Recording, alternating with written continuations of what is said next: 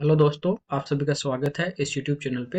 हम लोग जो अधीनस्थ बोर्ड ने एलडीसी के जो पेपर करवाए थे 2018 में 4 पेपर, उनका सोल्यूशन कर रहे थे। ठीक है, तो इसमें से 2 अपन ने पहले सोल्व कर लिए। तीसरा जो पेपर है उसके जो क्वेश्चन है मैथ्स के जो हैं 76 से 100, वो अपन इस क्लास में डिस्कस करने वाले हैं। ठीक है, काफ़ी जो कई क्वेश्चन है ठीक है, नॉर्मल आप डायरेक्ट टिक कर सकते हो, लेकिन कई बहुत अच्छे लेवल के क्वेश्चन भी हैं।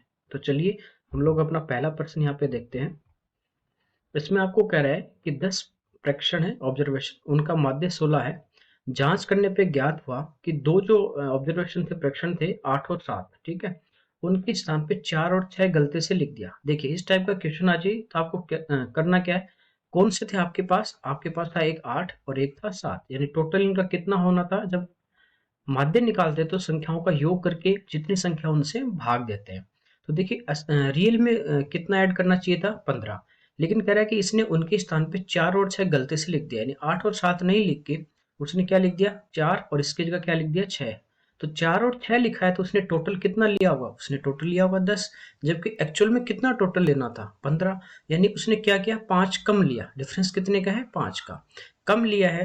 ठीक है, तो 5 उसने योग कम लिया, और माध्य की बात करें तो 10 था, तो 10 का भाग दोगे यानी पॉइंट जो 5 है वो आपका क्या है यहाँ पे कम है।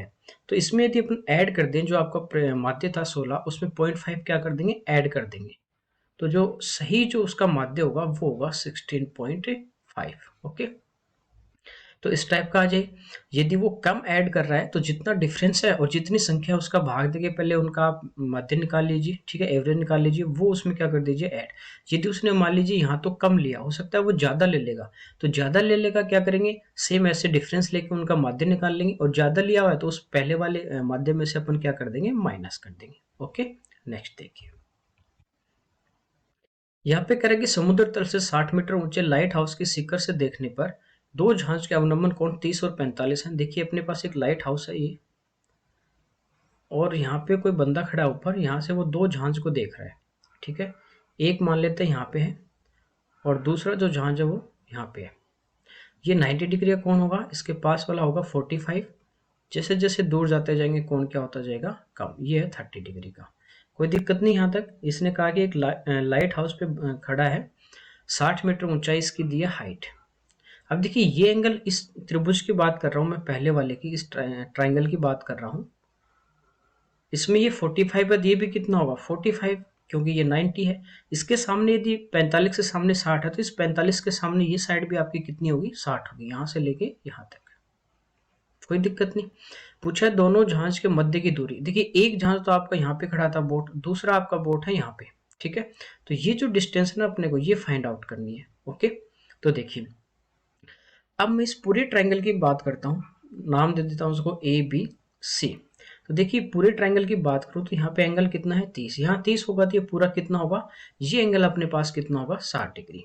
आपको ये मैंने बताया था कि 30 के पास वाली जो भुजा होती है वो छोटी होती है, सॉरी 30 के पास वाली बड़ी होती है और 60 के पास वाली क्या होती है छोटी। देखिए 30 के पास वाली ये है साइड कौन सी BC, ये बड़ी होगी, तो बड़ी करने के लिए आपको बताया कि √3 से गुणा करते हैं, और छोटी करने के लिए √3 से क्या करेंगे भाग करेंगे। ओके, तो ये BCC टोटल आपके पास 60 √3 है। ये वाली पहले वाली 60 घटा देंगे तो इनके बीच की दूरी बचेगी, तो जो 60 √3 है उसमें से आपको 60 क्या करनी है माइनस, 60 कॉमन आ जाएगा बाहर, क्या बचेगा √3 - 1। तो ये अपना इसका आंसर आ जाएगा सी ऑप्शन। ओके, तो इस टाइप के क्वेश्चन वो पूछता है, काफ़ी बार पूछे गए हैं। जितने मॉक टेस्ट आप देते हो उससे आपका बहुत फ़ायदा होता है, तो आप ज़रूर सोल्व कीजिए। ओके, देखिए 30 के पास वाली बड़ी होती है, 30 के पास जो भी साइड होती है वो बड़ी होती है, और 60 डिग्री के पास जो भी साइड होती है वो छोटी होती है। बड़ी करने के लिए √3 से गुणा करते हैं, छोटी करने के लिए √3 का भाग देते हैं। ओके, और 45 आ जाए तो दोनों साइड क्या होती है इक्वल। नेक्स्ट देखिए, यहाँ पे कह रहा है कि P का जो मान है वो है sin theta plus cos theta, Q का मान है cosec theta sec theta plus cosec theta. ये पूछे Q इंटू P² - 1। ठीक है, देखिए ये तो साइन कोस में है, इसको भी अपन चेंज कर लें। Q की जो वैल्यू है, सेक होता है 1/cos थीटा, प्लस कोसेक होता है 1/sin थीटा। यहाँ से देखिए इनका एलसीएम जो है वो कितना आ जाएगा, ये अपने पास आ जाएगा cos theta into sine theta. ऊपर अपने पास बचेगा इधर तो साइन थीटा, साइन से साइन कैंसिल आउट होगा तो क्या बचेगा इधर कॉस थीटा। ओके, कोई दिक्कत नहीं यहाँ तक। ये अपने पास क्यू का मान है। अब यहाँ पे रख दें क्यू का मान, ये जो अपने को दिया गया है sine theta plus cos theta upon sine theta into cos theta, एक ही बात है, इंटू में ब्रैकेट में है पी स्क्वायर। देखिए पी स्क्वायर इसका स्क्वायर करेंगे पी स्क्वायर, तो ये होगा sine square theta plus cos square theta, और sine square theta plus cos square theta 1 plus 2ab यानी 2 साइन थीटा कॉस थीटा, और माइनस अपने पास अंदर में 1। ये 1 से 1 कट जाएगा, कोई दिक्कत नहीं। अब देखिए इंटू करोगे, इंटू में है ये इसके क्या बचा 2 साइन थीटा कोस थीटा, तो साइन थीटा कोस थीटा इस वाले से भी कट जाएगा। ठीक है, तो अपने पास जो बचा वो 2 बचा यहाँ पे, और इधर बाहर बचा आपका sign theta into 2 into sine theta plus cos theta, ये बचा। देखिए sign theta plus cos theta किसका मान है, पी का, तो ये कितना आ जाएगा अपने पास 2 इंटू पी, तो 2p अपना क्या आ जाएगा, आंसर आ जाएगा। ओके, आया समझ में। नेक्स्ट देखते हैं। देखिए अच्छा क्वेश्चन है, और इसमें कोई फॉर्मूला नहीं यूज करेंगे अपन, डायरेक्ट अपन बेसिक से समझेंगे जो नॉर्मल आपके समझ में आ जाए। यहाँ पे कह रहा है कि शाम 7:20 एक घड़ी की सुइयों के बीच रेडियन में कोण क्या होगा। देखिए घड़ी की बात कर रहे हैं अपन, आप आराम से समझिए इसको। ठीक है, सबसे पहले देखिए ये जो पॉइंट है, ये जो एक अपने पास पॉइंट होता है, जैसे ये आपको पता है एक लाइन पे जो एंगल बनता है ना वो 180 डिग्री का होता है। यदि पूरे की अपन बात करें सर्कल की, तो 180 कितना हो जाता है, एक बिंदु के चारों तरफ जो एंगल होता है वो कितने डिग्री का होता है, 360 डिग्री, या उसको 2 पाई अपन बोलते हैं, कोई दिक्कत नहीं। देखिए कह रहा है 7:20, यहाँ पे आपका 12 होता है, यहाँ पे 6 होता है, ये 7 मान लीजिए। आराम से बेसिक से मैं समझा रहा हूँ आपको, कोई फॉर्मूला यूज नहीं कर रहे हैं अपन इसमें। इस टाइप से आपकी घड़ी है। ठीक है, अब देखिए 7 बज जाएंगे तो वो क्या होगी, थोड़ी सी उसकी जो घंटे वाली सुई वो आगे चली जाएगी। 20 मिनट है, यानी मिनट वाली जो सुई है वो कहाँ पे आपकी 20 पे है। तो 7:20 पर दोनों के बीच का एंगल, ये वाला एंगल आपको निकालना है, यही पूछा है। अब देखिए आपको ये पता है कि एक जो बिंदु होगा, ये जो पूरा चारों तरफ एंगल होगा वो होता है 2 पाई। कितना होता है 360 डिग्री 2 पाई। और ये जो पूरा एंगल 2 पाई होता है, ये इस घंटे वाली सुई, देखिए यहाँ से जब 12 से चलना स्टार्ट करेगी, यहाँ तक ऐसे ऐसे चलती जाएगी, वापस 12 पे कितनी देर में आएगी, तो वो आती है 12 घंटे में। यानी ये पूरा जो घंटे वाली सुई है, घंटे वाली जो अपनी सुई होती है, वो 2 पाई का 360 डिग्री का एंगल कितने देर में बनाती है, तो वो पूरे 12 घंटे में बनाती है। कितनी देर में बनाती है, 12 घंटे में 2 पाई का। अब देखिए यहाँ पे आपका टाइम है 7:20, 7:20, तो मिनट को भी मैं आवर्स में चेंज करूंगा तो 60 का भाग दूंगा, तो ये आ गया 7 × 3 21 1 22 22/3। ठीक है, तो 12 घंटे में 2 पाई है, तो 22/3 घंटे का अपन यहाँ से एंगल निकाल लेते हैं। तो देखिए इनको सिंप्लीफाई करते हैं थोड़ा। ये 2 से आपका कट रहा है 6 बार, 2 से कट रहा है 11 बार, 2 से कट रहा है 3 बार, यानी 7:20 जब होंगे तो ये कितना एंगल अब बना लेगी इतने टाइम में, 7 घंटे 20 मिनट में ये बना लेगी 11 पाई/9। ठीक है, यहाँ तक शायद मुझे नहीं लगता कोई दिक्कत होगी। एक बार दोबारा बता देता हूँ, पूरा जो एंगल होता है ये टोटल एंगल 360 डिग्री का यानी 2 पाई का, ये घंटे वाली सुई बनाती है पूरे 12 घंटे में। 2 पाई कितने में बनाती है, 12 घंटे में।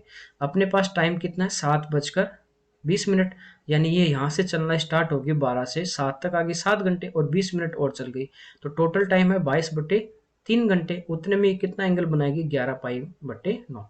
तो ये जो अपने पास एंगल आया ना, वो एंगल कौन सा आ गया, 12 से चलना स्टार्ट हुई यहाँ से लेके यहाँ तक का पूरा एंगल आ गया। जबकि अपने को तो ये वाला पूछा है दोनों के, तो ये 12 से जब चलना स्टार्ट हुई थी यहाँ से लेके जो 4 बजे तक का एंगल होगा, ये इसमें से माइनस कर देंगे तो यही बचेगा। तो 4 बजे तक की मैं बात करूं, देखिए 2 पाई का जो एंगल बनता है वो बनता है पूरा 12 घंटे में, और 4 घंटे में देखिए 4 बजे बजेंगे तब 4 घंटे में कितना बने ये एंगल बनाएगी, तो 4 से कटेगा 3 बार, यानी 2 पाई/3 का जो एंगल है ये वाला, ये इस पूरे में से क्या कर देंगे, माइनस। तो अपने पास इन दोनों के बीच का कोण आ जाएगा। ओके, तो देखिए टोटल आपके पास है 11 पाई/9, उसमें से माइनस करना है 2π/3। यहाँ पे अपना एलसीएम आ जाता है 9, 11π माइनस 3 का भाग 3 बार, 3 दूनी 6π। तो अपना जो बचेगा यहाँ पे वो बचेगा 5π/9 रेडियन। ठीक है, तो ये इसका आंसर हो। ठीक है, बिना फॉर्मूला याद ही नहीं करना, सिंपल सा था। थोड़ा आप पहली बार देखोगे तो हो सकता है कि डायरेक्ट आपके थोड़ा कम समझ में आया हो। आपको बस ये देखिए, ये चारों तरफ का पूरा टोटल सर्कल कितना एंगल होता है, ये होता है 360 डिग्री का। 360 डिग्री, पाई यानी 180, 360 यानी 2π। तो ये घंटे वाली जब सुई यहाँ से चलना स्टार्ट होती है और ये वापस जब 12 पे आती है तो 12 घंटे लगते हैं, यानी 2π का एंगल बनाती है 12 घंटे में। टाइम था 7:20। 7 घंटे 20 मिनट में कितना बनाएगी, तो ये टाइम है 22/3, इंटू कर दिया। ये अपने पास आ गया 11π/9। ये आया टोटल आपका जब 12 बजे से चलना स्टार्ट हुई और यहाँ तक ये सुई आ गई। तो ये जो स्टार्टिंग के 4 घंटे का थी, तो निकालना ही नहीं, इन दो के बीच का तो एंगल पूछा है। तो 4 घंटे में कितना चलेगी, तो 4 वाला अपन ने निकाल लिया 2π/3। ये इसमें से माइनस कर दिया, कोई दिक्कत नहीं। अगला देखिए, यहाँ पे कह रहा है एक त्रिभुज एबीसी में डी भुजा एसी का मध्य बिंदु है। एक त्रिभुज अपने को दिया गया है एबीसी, डी जो है वो एसी का मिड पॉइंट है,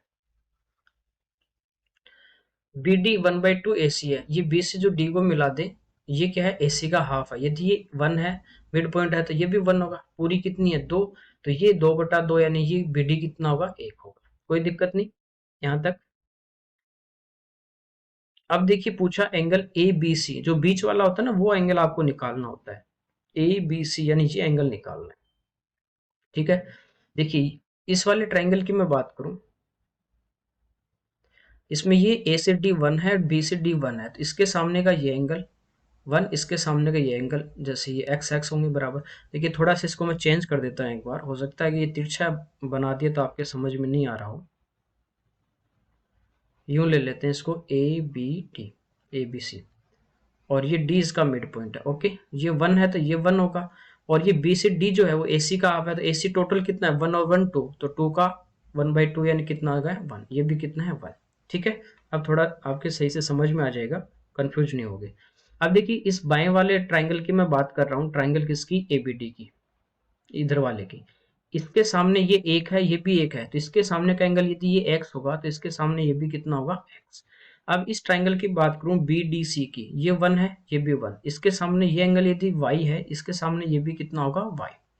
एक ट्राइंगल टोटल जो होता है वो 180 डिग्री होता है। तो ए कोण तो आपके पास है x प्लस, बी आपके पास है x प्लस वाई, और सी आपके पास है y। टोटल कितना होता है, 180। यहाँ से देखिए 2x plus 2y equal to 180। 2 यहाँ से कॉमन आ जाएगा, x बचेगा इधर भी, और ये 2 से कट जाएगा 90 बार। तो x प्लस वाई आपका कितना आ गया, 90। ये पूछा था बी एंगल, तो ये टोटल कितना x प्लस वाई कितना आ जाएगा, 90 डिग्री आ जाएगा। ओके, अगला देखिए, इसमें कह रहा है कि दो वस्तुएं 500 रुपए प्रति नग के हिसाब से बेची जाती है, जिसमें से एक पे 30% का लाभ हो रहा है, दूसरे पे 30% की हानि हो रही है। कुल मिला के कितने प्रतिशत लाभ या हानि। देखिए इस टाइप का क्वेश्चन प्रॉफिट लॉस में मैंने करवाया था कि सेलिंग प्राइस यदि आपके पास दो वस्तुओं का बराबर है, SP1 इक्वल टू आपके पास है SP2, ये दोनों इक्वल है, एक पे x% का प्रॉफिट हो रहा है और दूसरे पे x% की हानि हो रही है, तो हमेशा लॉस होता है, और वो होता है x/10 का होल स्क्वायर। ये बताया था, 100 मान के कर सकते हो। तो देखिए x का मान 30 है, 30/10 और इसका होल स्क्वायर, 0 से 0 कटेगा, 3 का स्क्वायर यानी क्या होगी, 9% की हानि होगी। ओके, अगला देखिए, ये कह रहा है क्रय मूल्य विक्रय मूल्य का 95% है। देखिए 95%, प्रतिशत हटाओगे तो नीचे क्या आ जाएगा, 100। किसका है, विक्रय मूल्य का। जिससे भी कंपेयर करता है ना वो हमेशा नीचे वाला, तो ये तो सेलिंग प्राइस है, और किसकी बात कर रहा है, क्रय मूल्य की, ये आपका सीपी है। लाभ प्रतिशत पूछा, देखिए 95 में खरीद के 100 में बेच रहे हो, कितने का लाभ हो रहा है, प्रॉफिट कितने का हो रहा है, 5 का। प्रॉफिट किस पे निकालते हैं, क्रय मूल्य पे, तो 95 इंटू 100, 100 से गुणा कर दें प्रतिशत में, 5 से कट जाएगा 19 बार, 19 का 100 में आपको भाग देना है। ठीक है, 5 बार देंगे 95, तो 5 पॉइंट कुछ आएगा, तो आ जाएगा 5.26। ओके, अगला देखिए, यहाँ पे आपको कह रहा है कि 7:12 समतुल्य बटा। देखिए ये आपस में कैंसिल नहीं हो रहे, ये जो अपन रेस्टोरेंट प्रोपोर्शन में पढ़ा था, ये आपके पास एक अनुपात है, सिंप्लीफाई किया हुआ सरलीकरण। अब किसी भी जो अनुपात होता है उसको किसी भी संख्या से गुणा कर सकते हैं, भाग कर सकते हैं, ये बताया था मैंने। तो देखिए इन दोनों को सेम नंबर से इंटू करें। यदि ये 42 है तो ये 7 का 6 गुना है, तो 12 का 6 गुना 72, ये नहीं होगा। 72 देखिए ये तो 7 से नहीं कट रहा, ठीक है, ये होगा ही नहीं आपका। 28, 7 गुना 4 28, 12 गुना 4 48, ये भी नहीं है, तो कौन सा आ जाएगा? डी, यानी 7 गुना 6 42, 12 गुना 6 72, ये आपका आंसर आ जाएगा। एक ही संख्या से अपन गुणा और भाग कर सकते हैं, कोई दिक्कत नहीं। अगला देखिए 84 में आपको कह रहा है, यहाँ पे दिया आपको log 8 अपॉन में है log 2 इक्वल टू में x। देखिए log 8 जो है ना, 8 क्या होता है? 2 का क्यूब, इसको लिख सकते हैं 2 का क्यूब बटे है log 2 बराबर x। इस टाइप से आपके पास हो log बेस a की पावर कितनी है? b, तो इसको लिख सकते हैं अपन b log a, ये लिख सकते हैं। तो यहाँ पे देखिए 3 पहले आ जाएगा, इसको लिख देंगे 3 log 2 अपॉन अपने पास है log 2 equal to x। log 2 से log 2 कटेगा, x का मान आपका कितना आ जाएगा? x का मान कितना आ जाएगा आपका? 3। ओके, ये इसका होता है। डायरेक्ट 8 को आपको तोड़ना था 2 की क्यूब में। नेक्स्ट देखते हैं। इसमें कह रहे हैं एक द्विघात समीकरण के मूल अल्फा प्लस बीटा, दो मूल दिए आपको, एक तो है अल्फा प्लस बीटा, दूसरा मूल है अल्फा माइनस बीटा। द्विघात समीकरण, देखिए द्विघात समीकरण आपका होता है एक्स स्क्वायर माइनस मूलों का योग, मूलों का योगफल इंटू एक्स प्लस मूलों का गुणनफल, मूलों का गुणनफल बराबर 0। ये आपका क्या होता है? द्विघात समीकरण। देखिए x की जगह तो इसने t बोल दिया, तो टी स्क्वायर माइनस मूलों का जब योग करोगे, दोनों को जब जोड़ दोगे तो plus beta minus beta cut जाएगा, अल्फा प्लस अल्फा कितना आ जाएगा? 2 अल्फा इंटू एक्स की जगह क्या है? t, ठीक है। फिर गुणनफल करेंगे तो देखिए a plus b into a minus b, a square minus b square, तो ये हो जाएगा alpha square minus beta square बराबर 0। तो t square minus 2 alpha, t square minus, ये एक ही ऑप्शन है, 2 alpha t plus alpha square minus beta square. तो ये इक्वेशन होती है द्विघात, ये आपको याद रखनी है, इसमें पुट करना था। नेक्स्ट देखते हैं। यहाँ पे दिए कि 3x minus y plus 1 upon 3, 2x plus y plus 2 upon 5 equal to 3x plus 2y plus 1 upon 6। इनका हल पूछा है। देखिए एक तो ये है कि आप x और y की जो वैल्यू वो यहाँ पे पुट कर दीजिए, ये आपस में यदि इक्वल आ रहे हैं वही आपका क्या हो जाएगा? आंसर हो जाएगा। और कैसे करना है? इनको क्रॉस मल्टीप्लाई कर लीजिए। पहले इन दो को लेंगे, देखिए 5 को इधर 3 से गुणा करोगे तो ये आपका बनेगा 15x, फिर 5 को इस y से करोगे तो माइनस का 5y प्लस का 5 बराबर 3 को इधर करेंगे 2x से तो ये हो जाएगा 6x प्लस 3y और प्लस 2 को 3 से करेंगे तो 6x इधर आ जाएगा, कितना बचेगा? 9x, 3y इधर ले आएंगे कितना आ जाएगा? 8y माइनस का 5 को आगे ले जाएंगे, 6 में से घटेगा कितना आ जाएगा? 1। ये अपनी एक इक्वेशन आ गई। ओके, अब अगले दो को ले लेते हैं अपन।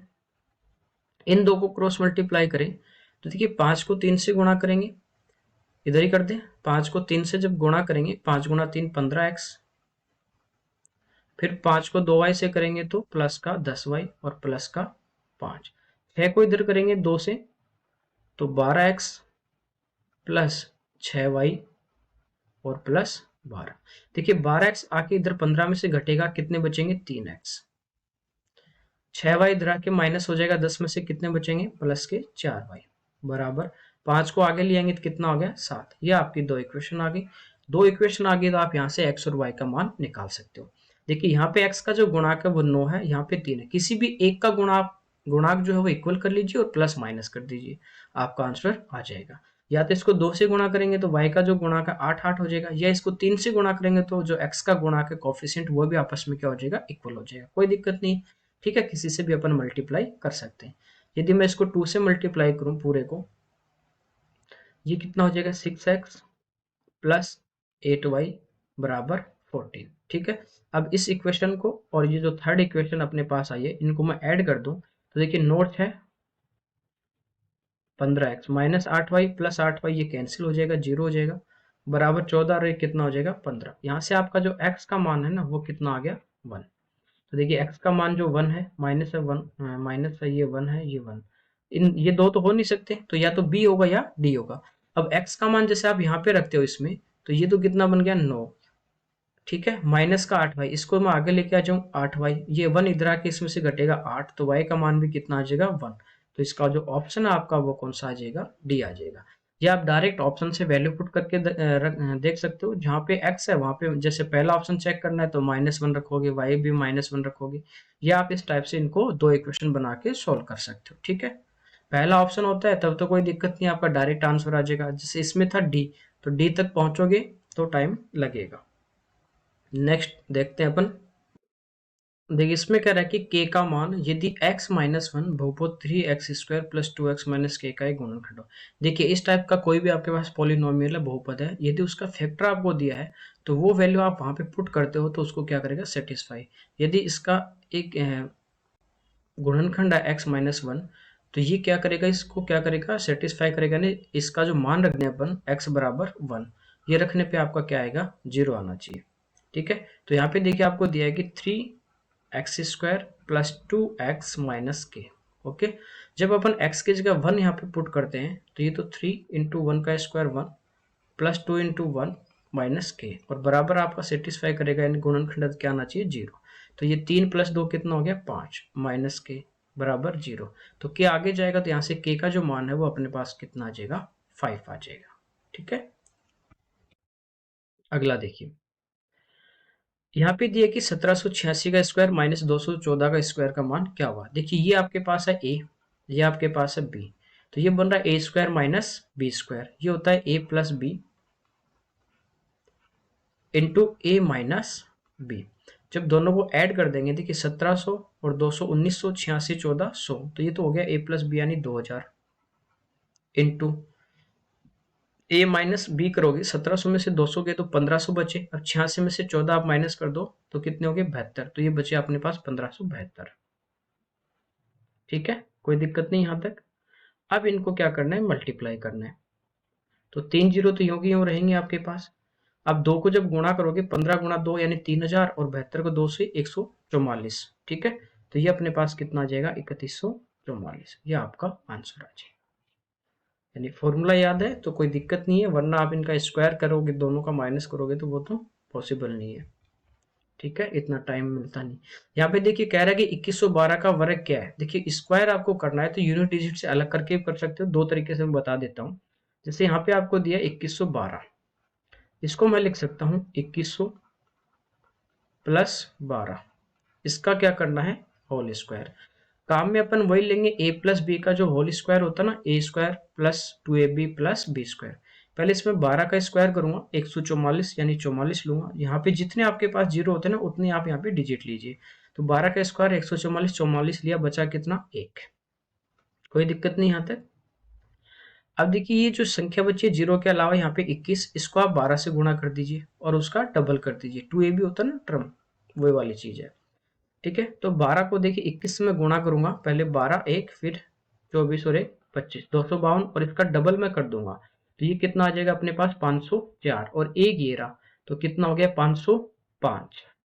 तो 5 और 0 दो डिजिट ले लेंगे, 5 अपने पास कैरी, लास्ट में 21 का स्क्वायर 441 और 5 446, ये अपना आंसर होगा 4460500544 446, ये रहा।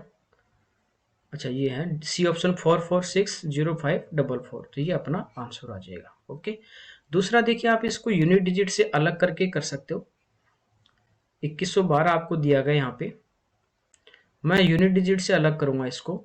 वही क्या करना है, पहले ए, ये ए है अपने पास, ये बी है, तो A square plus 2ab plus B square, तो इसका स्क्वायर 2 का 4। अब इनको मल्टीप्लाई कीजिए, 211 को 2 से गुणा करेंगे तो कितना आ जाएगा अपने पास, 422, और उसका डबल कर दीजिए, ठीक है।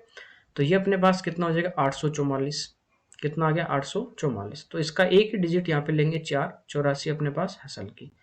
अब लास्ट में इस 211 का स्क्वायर करेंगे, 211 का स्क्वायर आपको पता है 200 से कितना ज्यादा है, 11, 11 का स्क्वायर 121 बचा 1, ठीक है। वो इस नंबर में जितना ज्यादा होता है, जैसे मैंने एक वीडियो डाली थी कि 100 के आसपास संख्या उनका स्क्वायर, सेम वही है। 200 से जितना ज्यादा है 11, उसका स्क्वायर किया 121, बचा कितना 1। वही नंबर इसमें प्लस कर देंगे तो ये अपने पास आ गया 222 आ गया, कोई दिक्कत नहीं। और देखिए बेस वहां पे अपन 100 लेते हैं, यहाँ पे मैंने बेस 200 लिया है तो 100 का क्या है डबल है, तो इसको मैं 2 से और मल्टीप्लाई कर दूंगा।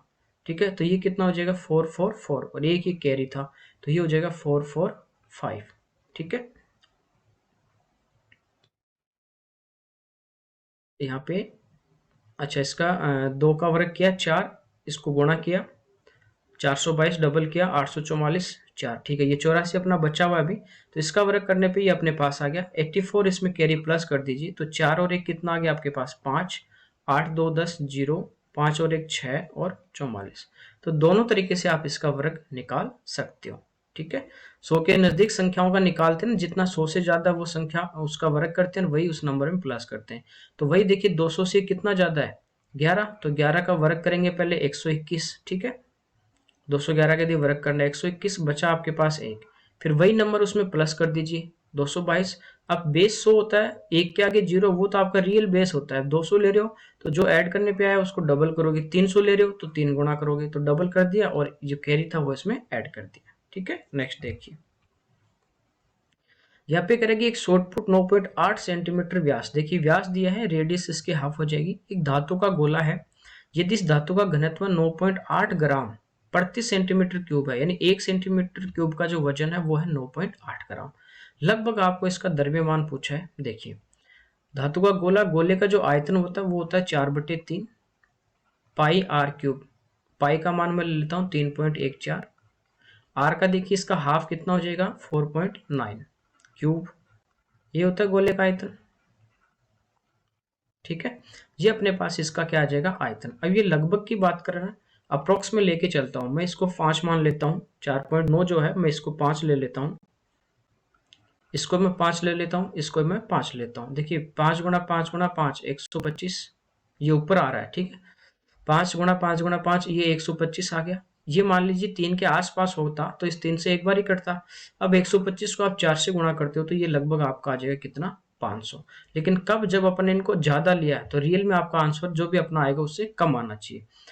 अब देखिए 1 सेंटीमीटर क्यूब का जो वेट है ना वो है 9.8, तो 2 का कितना होगा 2 से गुणा कर देंगे, 3 का कितना होगा 3 से गुणा कर देंगे, तो 500 सेंटीमीटर क्यूब है तो इसको 9.8 से गुणा कर दोगे तो ये 1 जीरो इस पॉइंट से हट जाएगी।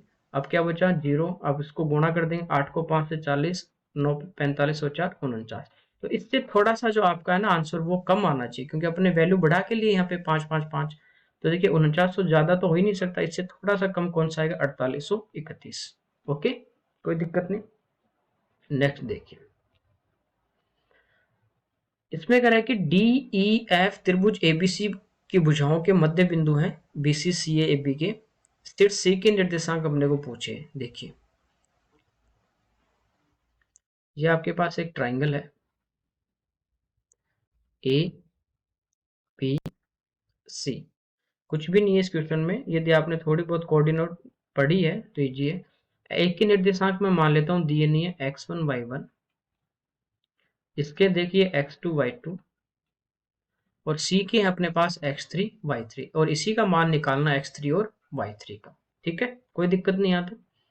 अब आपको कह रहा है कि इन भुजाओं के ये जो d है ये मध्य बिंदु है किसका b से c का, तो b से c है, इसका मिड पॉइंट अपने पास d है और इसके जो कोऑर्डिनेट है वो है -1/2 5/2। उसके बाद जो है e है वो सी का मिड पॉइंट है, इसके कोऑर्डिनेट है 7/2 7/2, और f जो है वो अपने पास ए बी का मिड पॉइंट है और इसके कोऑर्डिनेट है f के 7/2 और 7/2। सॉरी भैया ना, e के जो कोऑर्डिनेट है वो दूसरे अपने पास, एक तो अपने पास है 7 और दूसरा अपने पास है 3, ये इसके कोऑर्डिनेट है। देखिए आपके पास दो बिंदु हैं, दो पॉइंट आपके पास है P और Q। जैसे मिड पॉइंट ये इनका है तो इसको किस अनुपात में बांटेगा 1:1 में। इसके यदि कोऑर्डिनेट आपको निकालने होते हैं, जैसे ये x1 y1 है, ये आपके पास है x2 y2, इनके यदि कोऑर्डिनेट निकालने हैं तो ये m और n का जो अनुपात जो होता है ना वो तो आपको 1/1 दिया है क्योंकि इक्वल में बांट रहे हैं, तो ये डायरेक्ट आपका होता है x1 + x2 upon m plus n, यानी कितना हो जाता है 2। ऐसे y1 प्लस y2 अपॉन 2। ठीक है, तो यहां से देखिए अपन डायरेक्ट कर लेंगे इस क्वेश्चन को। देखिए इसका मिड पॉइंट ये है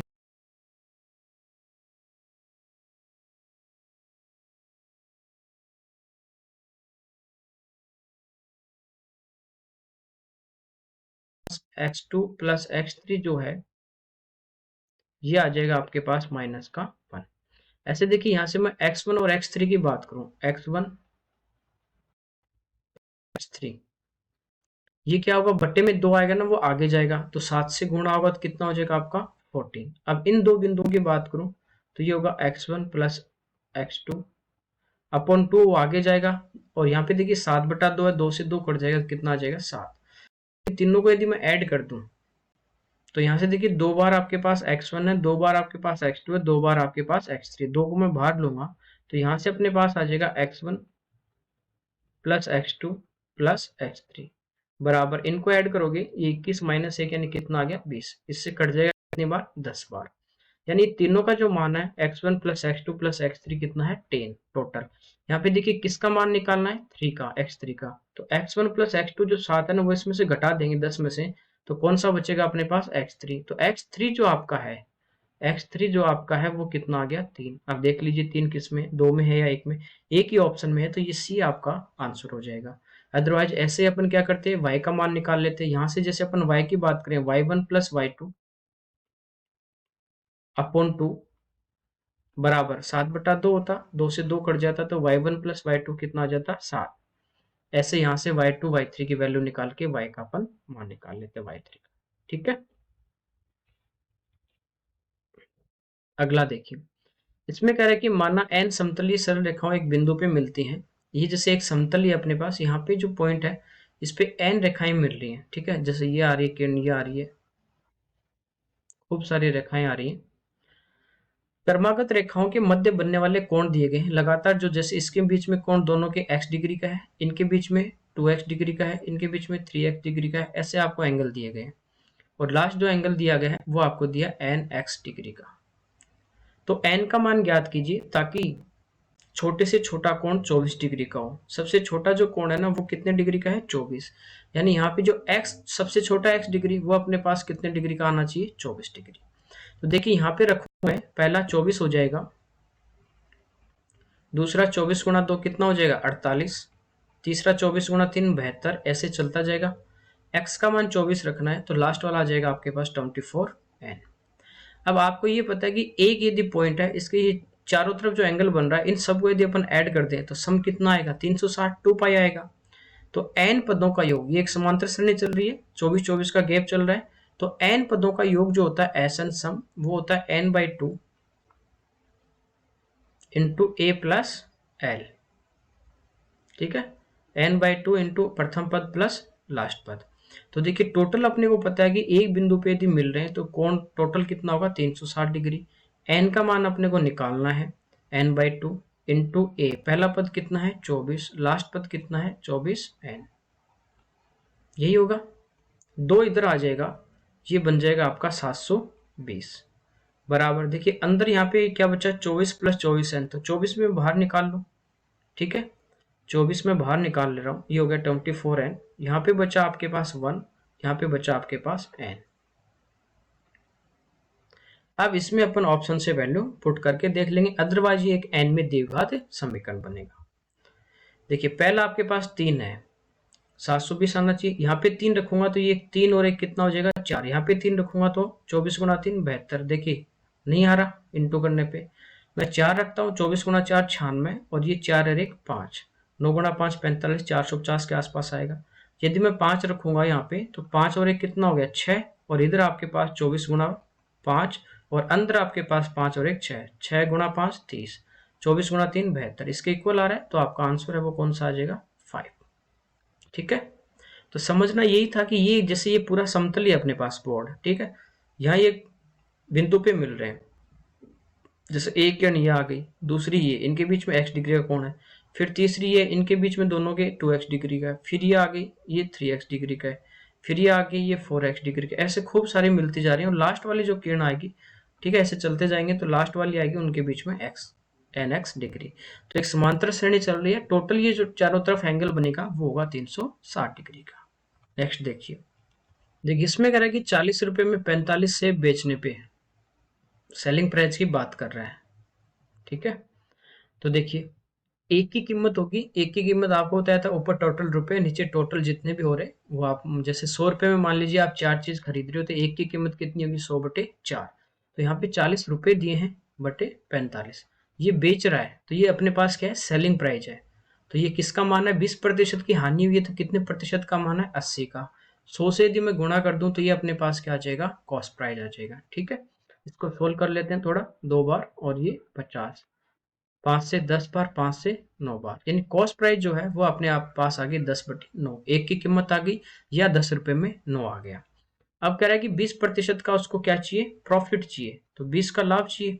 तो कॉस्ट प्राइस देखिए 10/9 है, 20 का यदि लाभ चाहिए तो कितने में बेचोगे 120 में। ठीक है, कॉस्ट प्राइस है तो 100 की कीमत है और 20 का लाभ चाहिए तो यानी किस पे बेचना पड़ेगा 120 में। इसको सोल्व करते हैं, 0 से 0, 0 से 0, 3 से कटेगा 4 बार, 3 से कटेगा 3 बार, यानी ये 4 रुपए में कितने बेचेगा 3। यहाँ पे कितने रुपए हैं 24, तो गुणा किससे करते हैं 6 से, तो 24 रुपए में कितने बेचेगा 18, यही आपको पूछा था। ठीक है, अगला देखते हैं। यहाँ पे कह रहे हैं एक व्यक्ति अपनी आय का 80% खर्च करता है, जैसे मान लीजिए उसकी इनकम जो है वो अपने पास 100 रुपया है, इसमें से जो एक्सपेंडिचर होगा उसका खर्च वो 80 है, 80% यानी 80 रुपए, तो उसकी सेविंग यानी कितने बचाएगा 20 रुपए बचाएगा। भाई 100 में से यदि 80 खर्च कर रहा है तो वो बचाएगा कितने रुपए 20। अब अगर उसकी आय 20% बढ़ गई, इनकम ये थी 100, अब जो नई वाली इनकम होगी न्यू इनकम वो कितनी हो जाएगी इसका 20% यानी कितना बढ़ जाएगी 20 बढ़ जाएगी, कितनी होगी 120। खर्च में 10% बढ़ाता है, खर्च कितना था 80, 80 का आप 10% निकाल लीजिए कितना आ जाएगा 8, 8 बढ़ा देगा, यानी अब उसका खर्च जो होगा नया वाला एक्सपेंडिचर वो कितना हो गया 88 हो गया। तो उसकी बचत कितनी होगी अब नए वाली जो सेविंग होगी, 120 में से 88 आप घटा दोगे तो ये कितनी आ गई 32, 32 रुपए बचा रहा है। पूछा बचत में वृद्धि, तो 20 से कितनी बढ़ गई 32 हो गई, कितनी बढ़ रही है 12, किससे बढ़ रही है 20 से, गुणा 100, कितने प्रतिशत बढ़ गई 60%। ठीक है, ये सेम अपन पिछली क्लास में भी किया था एक। यहाँ पे आपको दे रहा है इस क्वेश्चन में 4x + 17 अपॉन 18, ये मैं आगे लेके जाऊंगा और ठीक है प्लस में है x अपॉन 3, इसको इधर लेके आऊंगा तो ये माइनस का हो जाएगा, -7x/12, ये आगे जाएगा तो माइनस का, तो आगे किस में हो जाएगा प्लस में, x + 16/36, और ये टर्म आगे जाएगी माइनस वाली तो किसकी हो जाएगी प्लस की, यानी 13x - 2/17x - 32। अब देखिए इन सब का अपने पास एलसीएम क्या आ जाएगा, 18 3 12 36 का 36, 18 का भाग कितने बार जाएगा 2 बार, 2 को इधर गुणा कर दूंगा मैं इसको, 8x + 2 × 17 34। देखिए एलसीएम में जो हर होती है ना उसका भाग देते हैं और जो भागफल आता है उसको अंश से गुणा करते हैं। 3 का भाग 36 में 12 बार, फिर जो x को गुणा करेंगे तो 12x, माइनस 12 का भाग कितनी बार 3 बार, और गुणा 7x 21x, प्लस 36 का 36 में एक बार, तो ये यूं का यूं x + 16, और बराबर में ये वाली टर्म रहेगी। अब देखिए x देखें अपन 8x + 12x यानी 20x प्लस के और एक x ये रहा 21x, तो 21x प्लस के आपके पास और 21 ही आपके पास किसके हैं माइनस के, तो ये सारे तो कैंसिल हो गए। यहाँ पे बचा 34 और प्लस 16 कितना हो गया अपने पास 50/36 बराबर 13x -2/17x - 32। अब इनको यहां से क्या करना है क्रॉस मल्टीप्लाई। अब देखिए ये भी सिंप्लीफाई हो रहा है, इसको छोटा कर लीजिए थोड़ा। ठीक है, तो ये किससे कट रहा है 2 से कट रहा है कितनी बार 25 बार, और ये 2 से कट रहा है कितनी बार 18 बार। अब इनको क्रॉस मल्टीप्लाई कर देते हैं, ठीक है ना। तो ये देखिए अपने पास 17x को जब अपन 25 से गुणा करते हैं 5 से करते हैं 8 850, उसका कितना कर देंगे हाफ, तो ये आ जाएगा 425। एक्स माइनस 32 को इधर करेंगे अपन 25 से, 50, 75, 5, 80 बराबर 18 को इधर गुणा कर देंगे 13x से, ठीक है, 18 इंटू 13x कर देंगे, तो ये कितना आ गया x 54, 5 और 8, 5, 13, 23 माइनस का 36। ये अपने पास इनको क्रॉस मल्टीप्लाई करने पे आ गया। अब देखिए 234 है ना, वो इधर आके अपने पास क्या हो जाएगा, माइनस हो जाएगा, x का मान है वो इधर लेके आ जाएंगे अपन। तो यहाँ पे देखिए पहले 400 में से 200 घटाएंगे तो यहाँ पे कितने बचे 200, यानी 225, उसमें से अपन 34 और घटा देंगे तो 25, तो ये कैंसिल हो जाएंगे, ठीक है। बचे कितने अपने पास 200, और इधर अपने पास कितने बचेंगे 9, तो 200 में से मैं 9 और घटा दूंगा तो कितना बचेगा 191x बराबर 800 आगे जाके प्लस का होगा, और 36 इसमें से क्या हो जाएगा माइनस हो जाएगा। तो 36 यदि माइनस करते हैं अपन तो अपने पास कितना बचता है 64, यानी 764, ये अपने पास आ जाएगा। अब देखिए यहाँ पे यूनिट डिजिट 1 है, यहाँ पे कितना है 4, कब आएगा जब मैं इसको 4 से गुणा करूंगा, तो 19 गुणा 4 76, 19 गुणा 4 और 1 गुणा 4 4, यानी कितनी बार कट रहा है पूरा पूरा 4 बार, तो x का जो मान है वो मेरे पास कितना आ जाएगा, इसका 4 आ जाएगा। तो इसको क्या करना था, जो ये x वाला है नीचे इसको इधर लेके आना था राइट साइड में, और बाकी को इधर लेके जाना था लेफ्ट साइड में, ठीक है, और क्रॉस मल्टीप्लाई। नेक्स्ट देखिए यहाँ पे दिया कि x की पावर 4 प्लस 9 के गुणनखंड की बात कर रहा है, x की पावर 4 प्लस 9। देखिए ध्यान से आप देखोगे तो ये जो x की पावर 4 है ये x स्क्वायर का स्क्वायर है क्या, ठीक है, और ये जो 9 अपने पास है वो किसका होल स्क्वायर है 3 का, यानी यहाँ पे अपने पास a स्क्वायर, ये तो क्या है x स्क्वायर आपके पास क्या है a, और 3 जो आपके पास है वो आपके पास क्या है b, तो ये अपने पास देखिए क्या बन गया a square plus b square. अब देखिए मैं इसका होल स्क्वायर बनाऊं, a प्लस बी का यदि होल स्क्वायर आपको बनाना है तो आपको क्या चाहिए a square plus B square plus 2ab, तो ये दो टर्म तो आपके पास हैं, आपको क्या चाहिए 2ab चाहिए, तो प्लस मैं क्या करूंगा इसमें 2ab ऐड करूंगा, तो 2ab इसमें से क्या करूंगा माइनस भी करूंगा, ठीक है। देखिए तो प्लस 2ab, 2 a की जगह क्या है एक्स स्क्वायर और b की जगह क्या है 3, ये इसमें ऐड कर दिया, तो ये इसमें से क्या करूंगा मैं माइनस भी करूंगा, ठीक है यहाँ तक।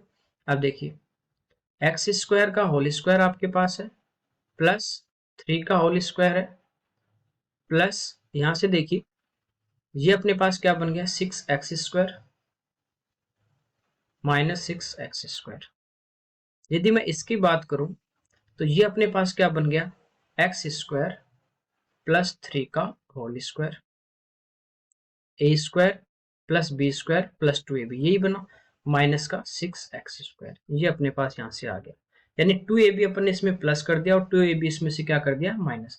अब देखिए ये पूरा आपके पास यदि a है, ये आपके पास b है 6, ठीक है, तो यहाँ पे देखिए ये क्या बन रहा है a स्क्वायर, यानी a की जगह मैंने इस बार क्या लिया एक्स स्क्वायर प्लस 3, b की यदि मैं बात करूं तो ये अपने पास रूट 6x लिख सकता हूँ, इसका होल स्क्वायर देखिए है क्या, तो ये तो ए स्क्वायर है, इसका होल स्क्वायर मैं करूंगा तो ये क्या आएगा 6x स्क्वायर आएगा, यानी बी स्क्वायर भी है, तो A square minus b square आपका क्या होता है ए प्लस बी, जब ए प्लस बी करूंगा देखिए b का मान क्या है रूट 6x है, तो a प्लस बी जब करूंगा तो एक्स स्क्वायर प्लस 3 और प्लस का रूट 6x, और जब a माइनस बी करूंगा तो एक्स स्क्वायर प्लस 3 और माइनस का रूट 6x, ये अपना आंसर आ जाएगा।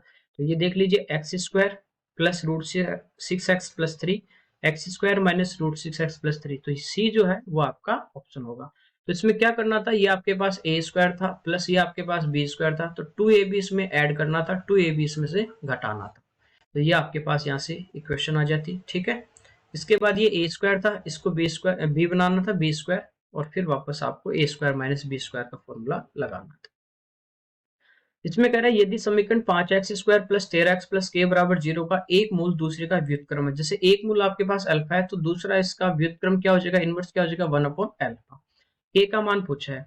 देखिए इक्वेशन दी है 5x square plus 13x plus के बराबर 0। अभी पीछे क्वेश्चन में मैंने बताया कि द्विघात समीकरण क्या होती है X square minus X into मूलों का योगफल, ठीक है, प्लस मूलों का गुणनफल। ये बताया था। तो यहाँ पे देखिए एक्स स्क्वायर है, तो एक्स स्क्वायर बनाने के लिए मैं इस पूरे में 5 का भाग दे रहा हूँ। जब मैं पूरे में 5 का भाग दूंगा, यहाँ पे 5 का भाग दूंगा तो ये कैंसिल होगा, ये बचेगा एक्स स्क्वायर, प्लस यहाँ पे भाग दूंगा तो ये हो जाएगा 13/5 एक्स, और ये अपने पास हो जाएगा k/5 बराबर क्या हो जाएगा अपने पास 0। कोई दिक्कत नहीं। अब ये आपको मूल दी है, जैसे एक अल्फा है, दूसरी इसका इनवर्स 1/अल्फा होगी, तो ये यहाँ पे तीसरा कांस्टेंट होता है मूलों का गुणनफल। जब इन दोनों को गुणा करूंगा अल्फा इंटू 1/अल्फा, तो ये किसके बराबर आएगा, मूलों का गुणनफल, यानी अचर के बराबर k/5, यही होता है यहाँ पे मूलों का गुणनफल। तो अल्फा से अल्फा कटेगा, 5 इधर आ जाएगा, तो k का जो मान है वो आपके पास कितना आ जाएगा, 5 आ जाएगा। ओके, नेक्स्ट देखते हैं। यहाँ पे अगर एक खेत में 2000 चूहे रहते हैं, यदि प्रति माह 1000 चूहे पैदा होते हैं, 200 चूहों की मृत्यु हो जाती है, माह के अंत में चूहों की प्रतिशत वृद्धि दर क्या होगी। देखिए 2000 थे आपके पास एक खेत में, 1000 और पैदा हो गए, टोटल कितने हो गए 3000। अब अगर 200 है वो अंत तक मर जाएंगे, तो 200 इसमें से क्या हो जाएंगे माइनस, बचे कितने 2800। थे कितने स्टार्टिंग में 2000, कितने हो गए 2800, कितने चूहे बढ़ गए 800 बढ़ गए, किससे बढ़ गए स्टार्टिंग वाले यानी प्रारंभिक से 2000 से, और प्रतिशत में निकालना गुणा 100, 20 से 20, 10 से 10, 80/2 यानी कितना आ जाएगा 40%। नेक्स्ट देखिए, यहाँ पे कह रहा है एन मानों के समुच्चय का उनके माध्य से माध्य विचलनों का बीजीय गणितीय योग क्या होता है। तो ये देखिए आपको याद रखो तो ज्यादा अच्छा, कितना होता है 0। ये हो सकता है दोबारा भी आपने को देखने को मिल जाए। ठीक है, एक समुच्चय दिया एन मान है, उनका पहले अपन माध्य निकालेंगे, फिर उनका विचलन, जो विचलन होगा विचलन का बीजीय गणितीय योग वो कितना होता है 0। कैसे होता है वो देखते हैं। जैसे एन आपके पास मान है, एक समुच्चय है, ठीक है, एन मान है। पहला जैसे आपके पास x1 है, दूसरा आपके पास x2 है, तीसरा आपके पास x3 है, ऐसे करते करते लास्ट वाला जो n होगा, n मान है तो कितना होगा x। ये आपको यहाँ पे दिए गए। अब अपन माध्य कैसे निकालते हैं, इन सबको ऐड कर लेते हैं और जितनी संख्या उसका भाग देते हैं। तो सम ऑफ ऑब्जर्वेशन यानी इन सबको ऐड करूंगा, x1 plus x2 plus x3, ठीक है, और लास्ट वाला आपके पास है प्लस x1, अपोन में लेते हैं जितने फ्रैक्शन आपके पास है नंबर ऑफ ऑब्जर्वेशन, तो ये कितने हैं n है, अपॉन n। ये अपने पास क्या आ जाएगा माध्य आ जाएगा। इसको आप कोई भी नाम दे दीजिए, मैं इसको मान लीजिए ABCD कुछ भी दे दीजिए, मैं इसको बोल रहा हूँ m। ये अपने पास क्या आ गया माध्य आ गया। अब जितने भी अपन LDC के पेपर सोल्व कर रहे हैं सब में माध्यिका से माध्य विचलन, ठीक है, माध्य से माध्य विचलन ये पूछा जा रहा है। कैसे करते हैं माध्यिका, पहले माध्यिका निकाल ली, फिर उसमें से x का मान घटा देंगे, सम करेंगे, ठीक है, नीचे f सम। ऐसे माध्य से माध्य विचलन कैसे निकालते हैं, पहले माध्य निकालते हैं, इसमें से फिर ये जो भी आपके x के मान है घटाएंगे, इनका सम करेंगे और n का भाग देंगे। तो देखिए अब मैं माध्य विचलन की बात करूं, डेविएशन की, इस m में से सारी संख्याएं घटाते हैं, यानी x1 माइनस m, और मोड में लेते हैं तो पॉजिटिव आएगा, इसमें कोई दिक्कत नहीं, बड़ा छोटा, x2 minus m plus x3 minus m, और लास्ट वाला क्या हो जाएगा xn माइनस m। ये आपके पास क्या आएगा माध्य विचलन। डी कैसे निकालते हैं, इन सब का टोटल करेंगे और जितने फ्रैक्शन आपके पास हैं ऑब्जर्वेशन उसमें से उनका भाग दे देंगे। तो देखिए इन सब को तो मैं पहले ऐड कर लूं, x1 plus x2 plus x3, x1 plus x2 plus x3, और कहां तक है xn तक, ये बट्टे में क्या चल रहा है n। अब देखिए यहाँ पे आपके पास है माइनस m, कितनी बार आया ये लास्ट में, देखिए एक्सन ये कितनी बार आया n है तो n बार ही आएगा। तो इसको जब मैं टोटल करूंगा तो ये क्या हो जाएगा nm हो जाएगा, कितना हो जाएगा माइनस का m। जैसे देखिए 2 है, 2 प्लस 2 प्लस 2 प्लस 2 ऐड करना है, तो आप ऐड करोगे 2 4 6 8 आएगा, या 2 कितनी बार आया 4 बार, तो 4 गुणा 2 कर दूंगा तो भी कितना आएगा 8। तो m कितनी बार आया n बार, तो डायरेक्ट इंटू करूंगा तो भी इनका योग आ जाएगा। अब देखिए इसका अलग अलग भाग दे सकते हैं, तो ये हो गया आपके पास x1 प्लस x2, कहां तक है प्लस xn अपॉन n। ये देखिए minus m n upon n, तो एन से एन कटेगा यानी माइनस का एम बचा। अब देखिए एम का मान क्या था, ये तो था आपके पास, तो इसमें से ये एम माइनस एम यानी आपका जो आंसर है वो कितना आ जाएगा 0। तो ये आप याद भी रख सकते हो कि एन आपके पास संख्या है, उनका माध्य से माध्य विचलन का बीजगणितीय जो योग होता है वो कितना होता है 0 होता है। कैसे होता है वो आपने यहाँ पे देख लिया, ठीक है। नेक्स्ट अपन देखते हैं।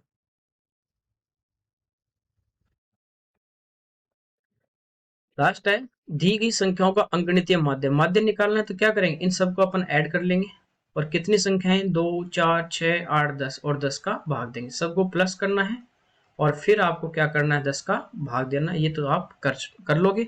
ठीक है, कुछ नहीं, सबका माध्य निकालते हैं, जितने भी नंबर है तो ऊपर तो लेते हैं सम ऑफ ऑब्जर्वेशन, ठीक है, नीचे लेते हैं अपन नंबर ऑफ ऑब्जर्वेशन। तो इन सब का ऐड कर देंगे और उसमें 10 का भाग देंगे, ये अपना आंसर आ जाएगा। ठीक है, आया समझ में? Okay, thank you.